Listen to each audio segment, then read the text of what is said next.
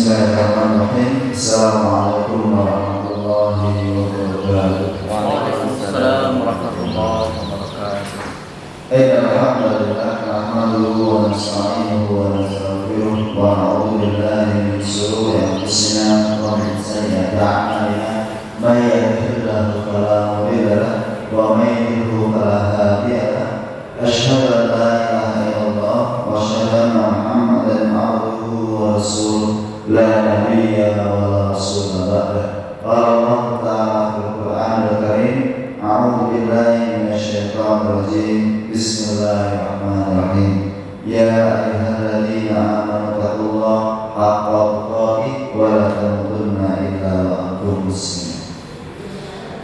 Sidang jemaah yang berbahagia, kami ucapkan taqabbalallahu minna wa minkum. Taqabbal karim. Mudah-mudahan Allah Subhanahu wa taala menerima amal ibadah kita di bulan suci Ramadan, dan mudah-mudahan ketika kita melanjutkan kembali puasa Syawal, maka Allah Subhanahu wa taala pun menerimanya. Masa muslimin rahmatullah. Pada kesempatan kali ini kembali kita bersyukur kepada Allah, syukur dengan nikmat alhamdulillah, syukur dengan kalimat alhamdulillah, dan syukur atas nikmat yang Allah Subhanahu wa taala berikan kepada kita. Berbagai macam kenikmatan yang Allah berikan. Pada kesempatan kali ini kita bertemu dengan bulan suci Ramadan. Kemudian kita kembali bulan Syawal. Bahkan Rasulullah SAW mengatakan, man shoma Ramadan tsumma atba'ahu sittatan min Syawal fasiyamah. Barang siapa yang ia puasa Syawal, puasa Ramadan, kemudian diikuti dengan 6 hari puasa Syawal, maka baginya puasa Syawal secara penuh. Masa muslim dengan Allah, kita berada di penghujung Syawal. Maka apabila di antara kita semuanya belum selesai puasa Syawal, maka segera diselesaikan. Apabila masih punya hutang, segera dilunasi tersebut. Karena puasa ini kewajiban bagi kita semua. Puasa ini rukun yang mana termasuk dalam rukun Islam. Apa rukun iman? Rukun Islam. Maka muslimin rahimahullah, terjadinya ketika kita ingin menjadi rukun Islam adalah Iman. rukun Islam ada 5. Rukun iman ada 6. Nah, rukun Islam ini kalau muslim ada, rukun Islam ada 5. Rukun iman ada 6. Rukun muslim ada 2. Ada 2. Apa? Kalimat syahadat. 2 kalimat syahadat. Kok itu udah? Belum benar apa salah? Rukun Islam itu ada 5, rukun iman ada 6, rukun muslim cukup ada 2. Yang paling pokok bagi kita. Yang pertama sudah kita runtuhkan dengan rukun iman kepada pertama Allah. Yang kedua malaikat. Ketiga kitab. Keempat Nabi dan Rasul. 5 takdir. Iman. Kepada akhirat. Karena jadi rukun ini semua, ini rukun yang paten bagi kita semua. Jadi ketika kita ingin masuk ke dalam agama ini, maka kita harus meyakini 6 rukun ini. Rukun iman. Rukun iman ini rukun yang cukup diyakini dalam hati.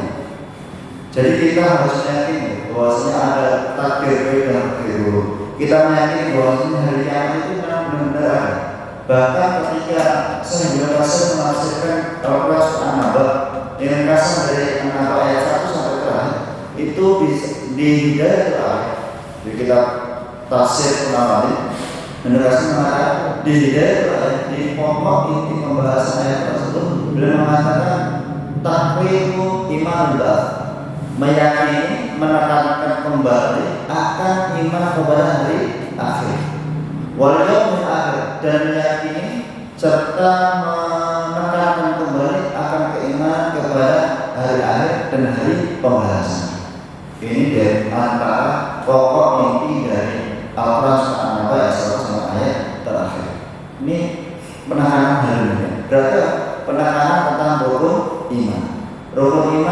kepada Allah. Kita meyakini bahwasanya Allah Subhanahu wa taala segala menciptakan sesuatu di muka bumi.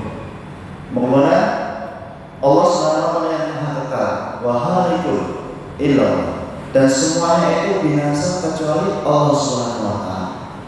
Bahwasanya kita meyakini Allah Subhanahu wa taala Maliki Yaumiddin, merajai hari pembalasan. Kita meyakini Asmaul Husna yang ada 9. Yang nama-nama Allah Subhanahu wa taala yang Maha Suci dan Maha Agung, kita meyakini. Ini kita iman kepada Allah. Kok ada di antara kita semua ada satu keimanan dan satu keraguan di dalam hati kita, oh benar nggak sih Allah ini yang Maha Adil, maka kita secara tidak langsung kufur tanpa sadar. Bahkan para ulama menulis kita namanya takfir, ghair takfir, kufur menafirkan dia kafir tapi tanpa sadar. Dia melakukan kekafiran tapi dia tidak sadar bahwasanya dia telah melakukan kekafiran. Dengan satu keraguan yang di dalam hati kita, maka kita bisa mengeluarkan diri kita dari kalimat la ilaha illallah. Masuk muslim dengan Allah. Kemudian ternyata Syekh Az-Zindani mengatakan di antara janji-janji Allah Subhanahu wa taala kepada kaum muslimin di muka bumi ini, mengapa kok tidak terlaksana di muka bumi ini? Ya, di antaranya Allah Subhanahu wa taala akan memuliakan kaum muslimin. Allah Subhanahu wa taala memberikan keberkahan. Allah Subhanahu wa taala akan melindungi kaum muslimin dari para musuh-musuhnya. Allah Subhanahu wa taala memberikan ketentraman dan lain sebagainya. Yang mana kita lihat hal itu semua didapati pada masa zaman Rasulullah SAW dan para sahabatnya. Kok pada zaman sekarang, padahal kaum muslimin itu banyak, tetapi kenikmatan Islam itu tidak kita dapatkan. Ternyata salah satu faktor besarnya adalah al-imanu dhaif. Iman mereka adalah imannya lemah. Iman lemah gimana? Ciri-cirinya tadi yang masih menganggap ragu di antara satu sifat Allah Subhanahu wa taala. Kita meyakini bahwasanya kemarin ada yang tanya kepada saya, dia orang Islam dan orang Muslim. Kemudian dia tanya, saya agak ragu dengan kenabian Nabi Muhammad. Saya ini juga agak ragu tentang ketuhanan Allah Subhanahu wa taala yang Maha Adil. Ini orang Islam tanya. Berarti selama ini dia ibadah tapi masih ada keraguan. Kemudian apa yang dia lakukan dengan adanya Nabi Muhammad SAW? Keraguannya adalah bahwasanya Nabi Muhammad SAW itu Nabi rahmatan lil alamin. Katanya itu rahmatan lil alamin. Tetapi mengapa kok pada zaman Rasulullah SAW itu kok banyak perang? Masih kita terlintas dengan ya. Bahkan perang itu kan kalau kita lihat di film-film itu kan membuat sengsara para rakyatnya, membuat sengsara para wanita, anak kecil, kemudian merusak fasilitas umum dan sebagainya. Mengapa pada zaman Rasulullah SAW banyak perang? Ini benar. Kemudian yang kedua, kuasa ketuhanan, kuasa ketuhanan tentang keadilan. Bahwasanya Allah Subhanahu wa taala mengenal keadilan. Ada hadis yang mengatakan bahwasanya dia pakai hadis ya, keren. Dia mengatakan bahwasanya tidak seorang hamba ini dia beribadah siang dan malam sampai-sampai Allah SWT ternyata di akhir hayatnya ia melakukan amalan-amalan ahli neraka. Akhirnya Allah SWT masukkan ke dalam neraka. Dan ada dalam hidupnya ia melakukan amalan-amalan ahli neraka. Akan tetapi catatan amalnya mendahulunya yang sehingga di akhir hayatnya ia melaksanakan amalan-amalan ahli surga yang sehingga Allah SWT masukkan ke dalam surga. Lantas bagaimana letak kehadiran Allah SWT? Nah, seorang muslim rahimahullah, kalau jenengan ditanya ini gimana? Iya. Belum ngerti. Berarti Rasulullah SAW ketika kita satu hal saja kita meyakini ataupun meragukan akan sifat Allah Subhanahu wa taala, nama Allah Subhanahu wa taala dan Rasulullah SAW, maka secara tidak langsung kita kufur tanpa sadar. Maka ini yang terjadi, ini karena masalah iman, masalah keyakinan. Lantas bagaimana jawaban tadi? Nah, kita bisa diskusi juga. Atau nanti ada pertanyaan, tadi jawabannya mana? Atau kita lebih bisa mengaji ulang baca-baca lebih banyak, kemudian tanyakan dan sebagainya. Masalah ini rahimahullah. Iman yang pertama adalah iman kepada Allah Subhanahu wa taala. Kemudian iman yang kedua iman kepada malaikat Allah Subhanahu wa taala. Malaikat yang meyakini bahwasanya malaikat itu la ya'sunallaha ma amara wa yaf'aluna ma tu'marun. Mereka itu tidak pernah bermaksud kepada Allah Subhanahu wa taala. Kemudian yang ketiga adalah meyakini kepada Rasulullah SAW. Keempat ada kita. Kemudian kelima meyakini bahwa Al-Quran ini benar-benar wahyu dari Allah Subhanahu wa taala. Wa ma yantiqu 'anil hawa.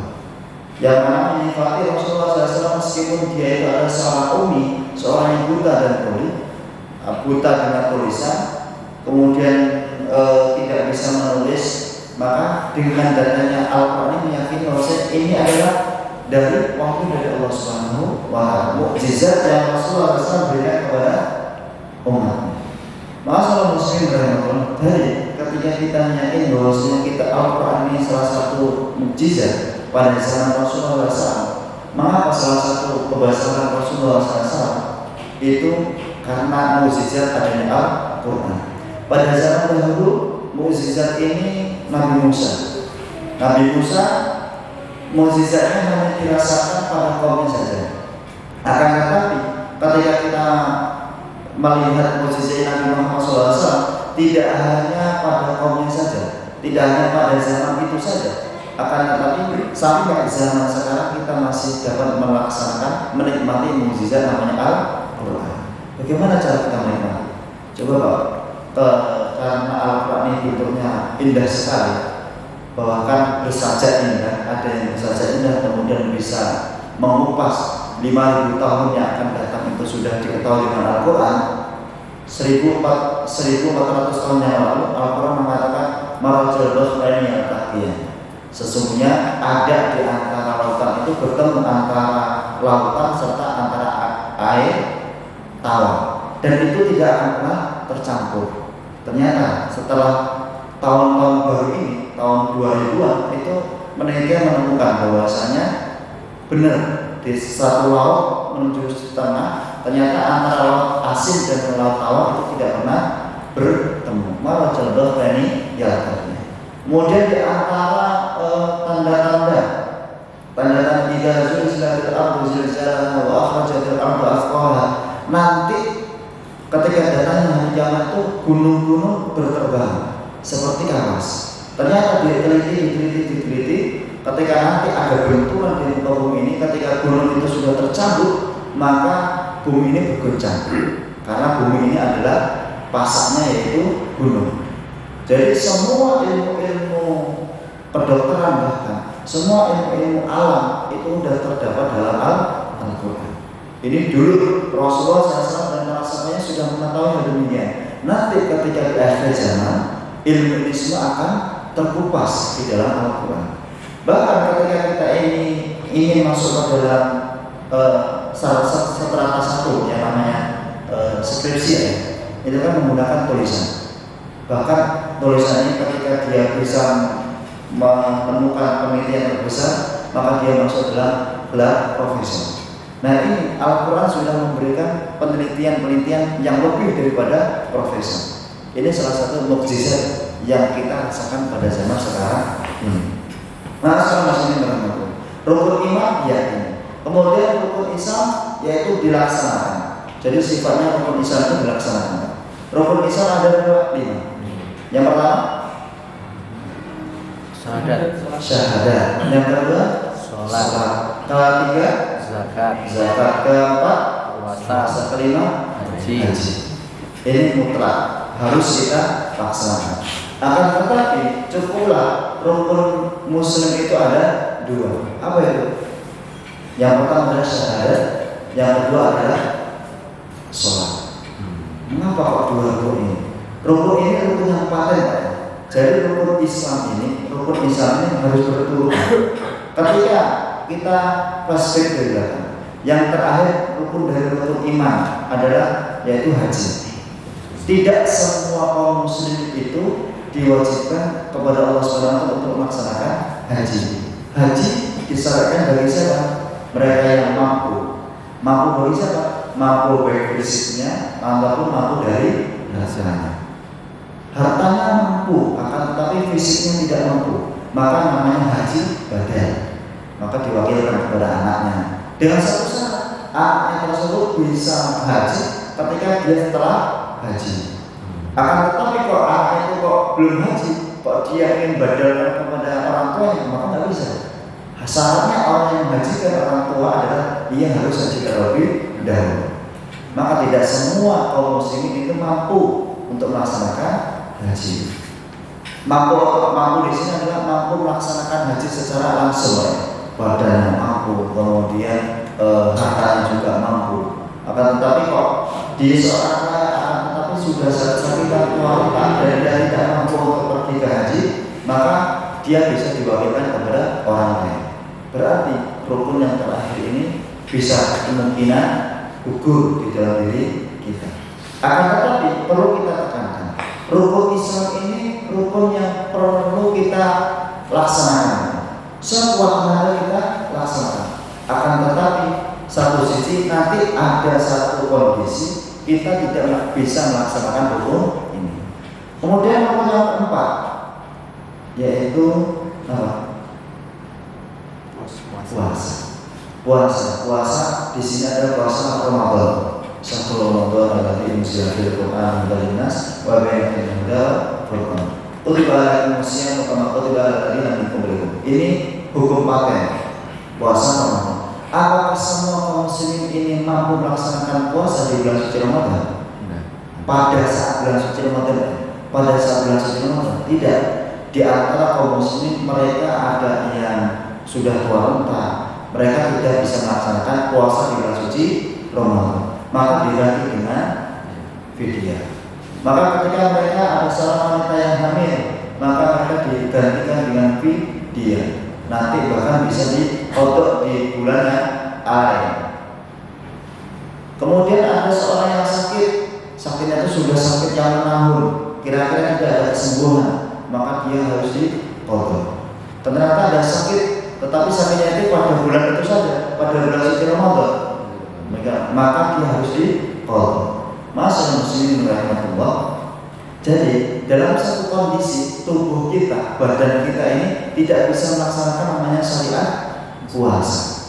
Jadi apa? Allah SWT memberikan keringanan kepada kita semua, yaitu dengan menggantinya di bulan yang lalu. Karena sifatnya rukun Islam ini adalah rukun yang perlu kita laksanakan, perlu kita kerjakan pada waktu itu.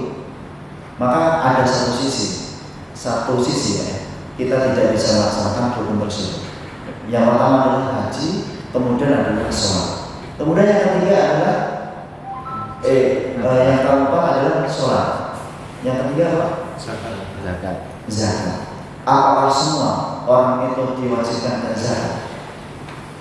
Tidak. Zakat mal maksudnya. Zakat mal. Tidak semua orang itu dia berkemampuan untuk zakat. Dan kan bahkan ia dikenakan zakat, yaitu berupa zakat mal. Zakat mal ini berapa?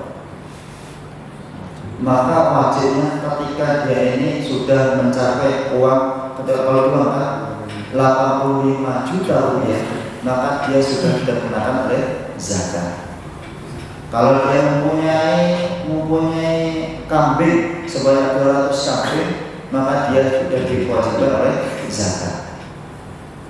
Dia mempunyai uang 85 juta dalam setahun, misalkan dititipkan di BNT 1 juta dalam setahun, 85 juta, maka dalam 1 tahun kalau nggak digunakan dan nggak berkurang, nggak bertambah terus, maka dia harus terkenai oleh zakat.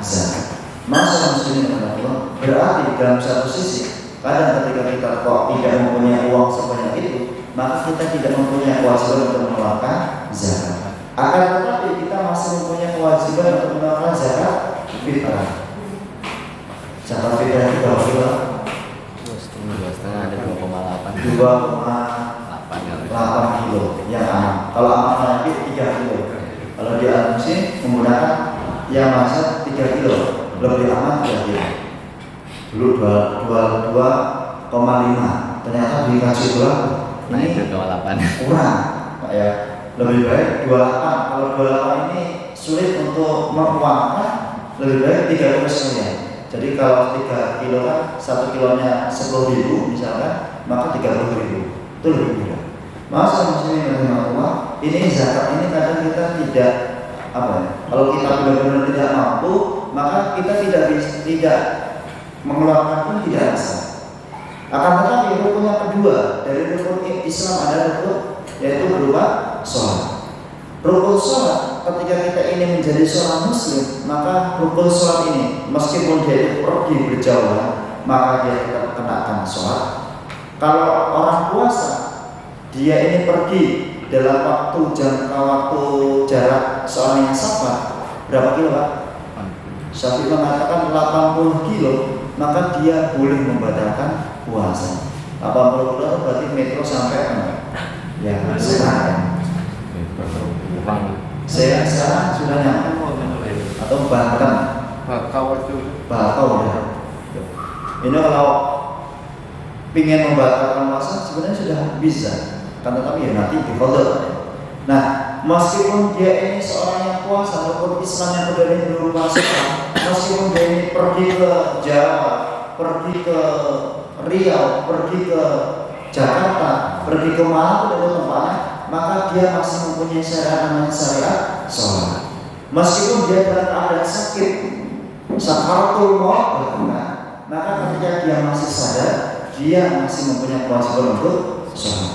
Meskipun sakitnya parah, tidak bisa kena oleh air, tidak bisa duduk, bahkan tangannya itu tidak bisa digerakkan, akan tetapi dia masih berakal, masih mengingat sesuatu, dia tidak pingsan, maka dia masih mempunyai kewajiban untuk sholat. Dalam keadaan apapun, syariat yang kedua ini adalah tetap sholat. Inna sholat tanha anil fahsya'i wal munkar. Inna sholat kanat satrul mu'minina kitaban mawquta. Masyaallah muslimin rahmatullah. Jadi syariat yang kedua ini, syariat Islam yang kedua ini adalah berupa sholat ini masih melekat kepada tubuh kaum muslimin bagaimanapun kondisi. Meskipun dia orang kaya, dia masih mempunyai kewajiban sholat. Meskipun orang miskin kelaparan, dia masih mempunyai kewajiban untuk sholat. Meskipun dalam peperangan, dia harus mempunyai kewajiban sholat. Bahkan namanya ada syariat sholat khauf. Sholat khauf ini sholat dalam keadaan takut. Meskipun dia kejar anjing banyak, ternyata datangnya waktu sholat, misalkan sholat maghrib ya, mau sholat ternyata ada anjing banyak mengejar kita, ataukah ada perampokan, berarti kita lari, ternyata rampoknya itu mengejar kita. Ketika kita lari sejauh mungkin, ternyata nanti takutkan sholatnya ini sholat terlewat waktunya karena sholat maghrib, maka kita sholatnya sambil lari. Itu bisa. Ini namanya sholat khauf. Kemudian sholat juga namanya ada sholat khauf ini ketika peperangan. Jadi namanya ada nanti sholat itu lebih panjang tentang sholat fikih. Jadi satunya lagi berjaga-jaga, satunya lagi sholat. Kemudian sebelum sholat selesai, kemudian kelompok yang kedua datang menggantikan posisi sholat yang pertama. Kemudian yang pertama ini menyelesaikan sholat, kemudian yang kedua datang, yang kelompok pertama tadi udah selesai sholat, gantian jaga. Jadi imamnya itu imam satu. Ini namanya syariat sholat khauf. Dalam keadaan bercampur perang, bayangkan antara hidup dan mati, kok masih diwajibkan oleh sholat. Masalah muslimin rahimahullah. Jadi syariat yang kedua ini, yaitu berupa sholat, ini masih mempunyai kewajiban bagi kaum muslimin. Yang pertama, rukun Islam yang pertama apa? Syahadat. Kunci di antara semua kunci ketika kita ingin menggapai kebahagiaan adalah syahadat. Kok dia berzakat, dia puasa, dia haji, dia sedekah, dia sholat, ternyata dia tidak syahadat, maka ya udah haba'an mansura, hapus semua amal tersebut. Ya tidak ada artinya sholatnya, tidak ada artinya zakatnya, tidak artinya sedekahnya. Karena apa? Kuncinya itu dia belum pegang. Kunci untuk masuk ke dalam pintu tersebut dia belum pegang. Makanya dia tidak ada catatan amal baginya.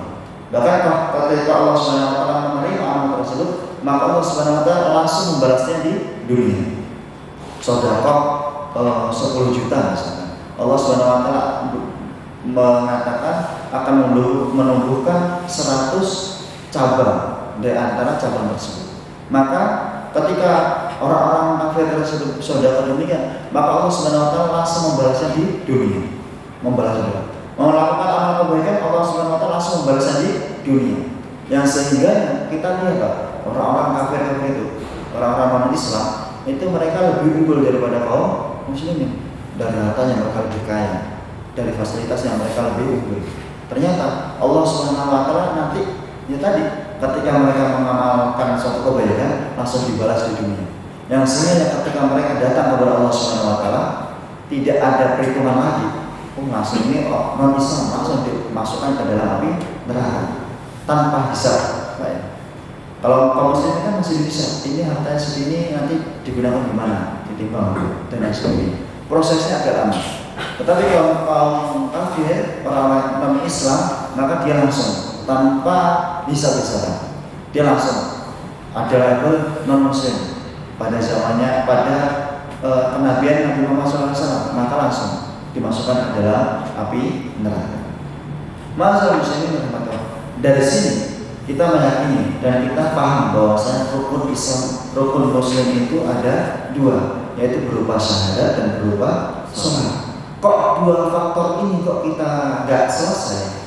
Kok 2 faktor ini kok kita masih bolong-bolong, masih belum sepenuhnya ini kita belum bisa melaksanakan? Maka ya tadi Pak, Muslim kita belum Muslim secara kafah. Bahkan Allah Subhanahu wa taala mengatakan, ya ayyuhalladzina amanu udkhulu fis-silmi kafah. Wahai orang-orang yang beriman, yang mengaku dirinya itu beriman kepada Allah Subhanahu wa taala, yang mengucapkan kalimat asyhadu alla ilaha illallah wa asyhadu anna muhammadar rasulullah, udkhulu fis-silmi kafah. Masuklah kalian ke dalam agama Islam ini secara kafah. Islam itu agamanya, kemudian kalau Muslim itu orang yang menganut agama Islam. Masa muslimin rahimahullah, ternyata kok syahadat kita sudah, ternyata kok sholat kita agak bolong-bolong, agak malas-malasan, agak diundur-undur, maka kita belum masuk ke dalam agama Islam secara kafah. Meskipun kita melaksanakan sholat, melaksanakan puasa, melaksanakan zakat, melaksanakan haji, ternyata salah satu faktor berupa faktor sholat ini kok belum lolos karena urutan dari rukun Islam ini yang kedua adalah sholat, maka kita belum termasuk orang-orang masuk ke dalam agama Islam secara sempurna, seluruh. Ma'asyiral muslimin rahimahullah, karena di dalam kitab Al-Iman, kitab Al-Iman ini Syekh Az-Zinjani mengatakan di sana ada pembahasan al-aqlu utasawwur.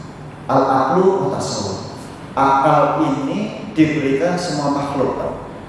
Jadi semua makhluk yang hidup kemudian ia mempunyai akal. Dan tasawur ini pola pandang, pola pikir. Dan tidak semua orang berakal itu mempunyai tasawur yang benar. Tasawur apa? Tasawur ini pola pikir tentang Islam. Jadi mindset, lebih enaknya kita mindset. Tasawur itu mindset akan Islam. Ada mereka itu berakal karena akal ini semua makhluk Allah Subhanahu wa taala berikan, dan tidak semua makhluk Allah Subhanahu wa taala itu diberikan tasawur yang benar, mindset yang benar akan agama Islam. Tasawur ini nanti larinya tentang yang pertama adalah tentang ibadah, kemudian tentang syariat, tentang asma wa sifat. Jadi tasawur ini kayaknya nanti rentetannya banyak. Jadi banyak orang-orang Islam ini mereka berakal, tetapi banyak di antara mereka itu tidak mempunyai tasawur yang benar. Mereka berakal, pintar-pintar, sarjana-sarjana dan lain sebagainya. Akan tetapi mereka tidak mempunyai mindset yang benar sesuai syariat yang Allah SWT berikan kepada kita. Bahkan mereka menghadik anak yatim, itu kan namanya tasawurnya tidak benar. Mindsetnya akan Islam tidak benar. Mereka yakin, benar gak sih agama Islam itu agama yang hanif, yang lurus? Benar gak sih Allah SWT yang maha adil? Benar gak sih Nabi Muhammad SAW Nabi yang terakhir? Maka ini tasawur ini tidak semua orang itu diberikan, tasawurnya lurus, pemahamannya lurus. Oleh karena itu, orang-orang Nasrani, orang-orang Yahudi, orang-orang Islam ini bagaimana agar menghancurkan tasawur yang benar di tubuh kaum muslim. Berbagai macam usaha mereka lakukan agar tasawurnya itu tasawurnya buruk. Bahkan tasawur ini kita tumbuhkan di antara kita itu bahkan dari goyang ibu sampai ke yang lahir. Goyang ibu kita bina dengan kita azani agar apa? Tasawurnya benar. Bahwasanya kalimat yang pertama yang ia dengar adalah kalimat Allah Subhanahu wa Ta'ala. Allahu Akbar, Allahu Akbar, Allahu Akbar. Jadi dari bayi itu sudah tumbuhkan tasawur yang benar bahwasanya Allah itu Maha Besar. Kemudian Rasulullah SAW adalah utusan Allah Subhanahu wa Ta'ala. Bahkan di dalam setiap sholat kita, sawu sufu fakum, lurus dan rapatkanlah saf kalian. Karena Allah Subhanahu wa Ta'ala akan memalingkan hati-hati kalian ketika saf-saf kalian itu sudah bercerai-berai. Nah tadi Pak, dengan datanya virus corona pinter. Entah ini virusnya beneran atau memang dulu isunya itu dibuat ataupun memang benar-benar dari alam atau memang benar-benar dibuat, maka ini benar tasawur dari sufu kaum ini udah mulai renggang, bahkan perenggangan soal. Dan saya bahwasanya Rasulullah SAW mengatakan ketika kita itu sholat ternyata di antara itu ada soft yang renggang, maka di sanalah setan mengisi soft tersebut. Jadi tasawur akan Islam ini sekarang sudah mulai hancur. Bahkan Allah SWT mensadarkan namanya hijab, jilbab dalam Al-Quran surat Taubah ayat 51. Kita disuruh untuk menurunkan jilbab kita, istri-istri kita menurunkan jilbabnya sampai ke bawah dadanya.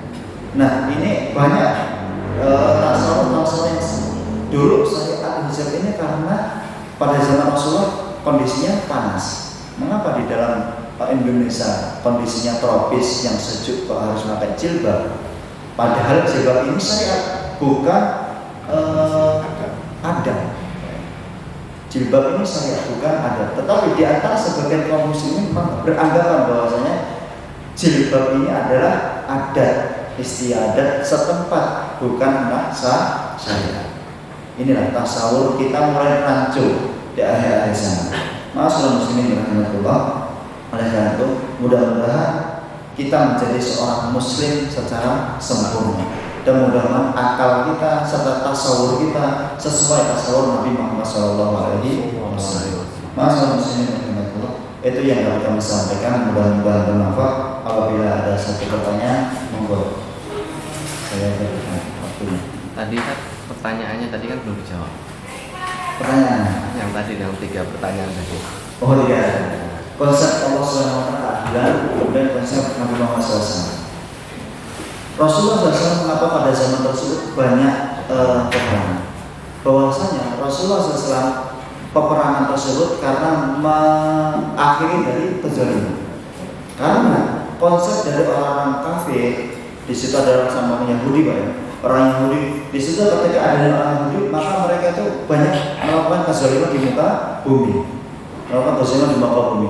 Membayar pajak itu tidak sewajarnya. 50% membayar pajak tanah, 50% membayar pajak perdagangan. Itu kan membuat kesulitan rakyatnya. Yang sehingga yang sejatinya Rasulullah SAW itu melakukan peperangan itu membuat keadilan di muka bumi agar terciptanya keadilan sosial. Jadi dia tetap membayar zakat, tetapi zakatnya ini sesuai dengan syariat. Toh ketika Rasulullah SAW sebelum melakukan peperangan di desa tersebut, udah jauh-jauh hari Rasulullah itu mengingatkan bahwasanya pertama, apakah kamu masuk ke dalam Islam? Enggak. Kalau nggak mau, maka membayar jizyah. Jizyah ini kayak pajak ya, pajak keamanan. Kalau nggak mau, baru ia melakukan peperangan. Bahkan ketika Rasulullah SAW melakukan peperangan itu, Rasulullah tidak membunuh wanita, tidak membunuh anak kecil, tidak merusak fasilitas umum. Jadi yang dibunuh siapa, yang dilawan siapa? Ya orang yang dilawan di hadapannya. Gitu, Pak. Ini ketika Rasulullah SAW melakukan peperangan, contohnya yaitu di perang Uhud. perang Badar, perang Khandaq, yaitu penaklukan kota Makkah. Itu tidak semua orang yang melakukan ini, yang tidak semua pada masyarakat di dalam itu ia dihapuskan, tidak. Akan tetapi ketika kita lihat pada sejarah bangsa Mongol, kaum Yahudi, Nasrani, itu anak kecil, wanita semua dibantai, bahkan fasilitas umum, rumah sakit, perkantoran dan sebagainya semua dirusak. Ini ketika perangnya orang-orang kafir, orang Nasrani, orang Yahudi. Tetapi ketika agama Islam mereka peperang, Rasulullah SAW dan para sahabatnya mereka perang, itu mereka perang sebelumnya sudah berbulan-bulan mereka berdakwahkan, ditawari mau nggak damai dengan kaum muslimin, tetapi dengan syarat-syarat yaitu dengan membayar jizyah keamanan. Kemudian kalau tidak mau, kemudian ya udah kamu tidak usah mengusik kaum muslim. Kok ternyata kok tidak mau, ya udah melakukan peperangan. Toh ketika melakukan peperangan itu hanya orang-orang yang melakukan peperangan tersebut. Jadi face to face kan. Si A, si B melakukan peperangan, ya udah itu saja yang dihabisi. Akan tetapi ternyata si wanita, anak kecil tidak melakukan peperangan, ya udah dalam aman, dalam lindungan kaum muslim. Bahkan ketika pasukan-pasukan Nasrani ataupun orang-orang kafir ini menyerahkan dirinya, maka dia seharusnya yang menjadi seorang tahanan. Tahanan ini nanti bisa memerdekakan dirinya sendiri. Jadi tidak semua konsep rahmatan lil alamin ini adalah ya tadi sejatinya peperangan itu hadir untuk kestabilan, keadilan sosial bagi seluruh rakyat yang ada di setempat. Masalah muslimin dan muslimat. Kemudian konsep ketuhanan. Konsep ketuhanan ini beda, Pak. Konsep adil bagi kita dan konsep adil